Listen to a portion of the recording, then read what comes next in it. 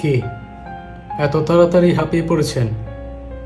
কিছু মানুষের রং তামাশা দেখতে দেখতে বড্ড ক্লান্ত, তাই না?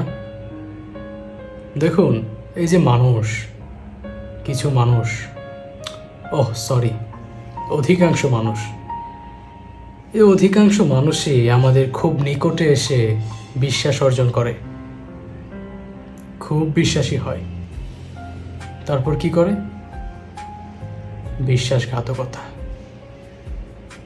এই যে খুব বিশ্বাসী হয়ে তারপর যে বিশ্বাসঘাতকতা করার যে ব্যাপারটা, এটা যুগের পর যুগ ধরে ছিল, আছে, থাকবে।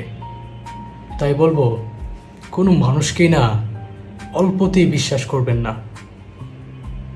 না, আমি বলছি না যে কোনো মানুষকেই বিশ্বাস করবেন না, অবশ্যই বিশ্বাস করবেন।